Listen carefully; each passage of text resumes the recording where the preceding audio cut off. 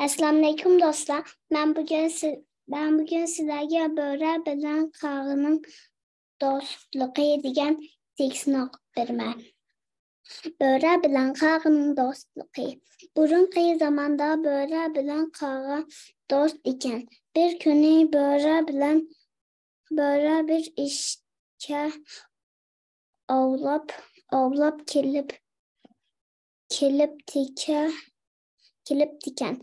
Qağa bunu ko'rib Böğrüge tapqanni tanıyıp davamlıq yaxşı ötüşni eytibdi. Böğre bilen Qağa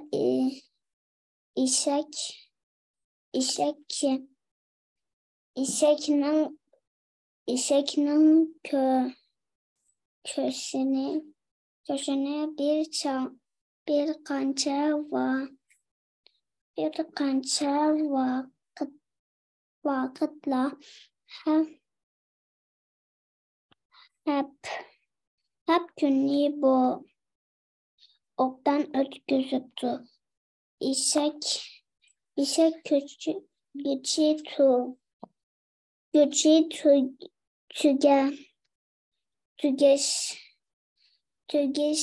tügeşige Qağa kitipti. Böğrünün korsıqı taza içipti.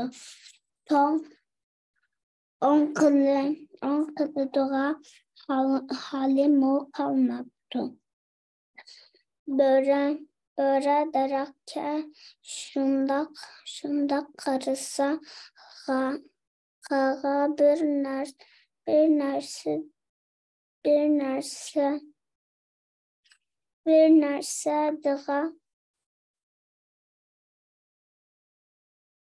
narsa yavatqandek.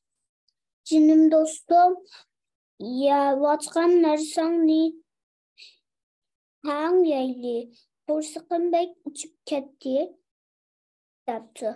Böğre Qağa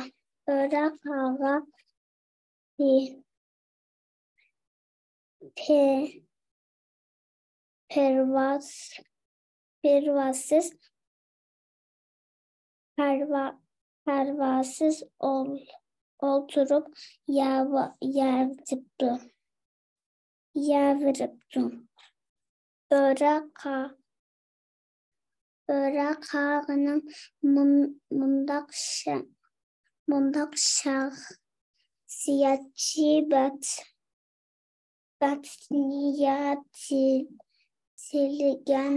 tilgen gili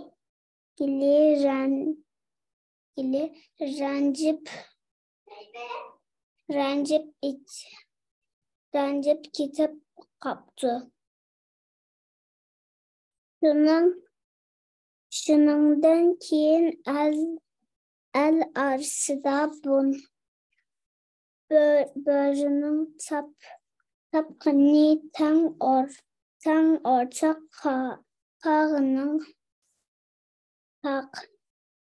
tapqını darak işida digen temsil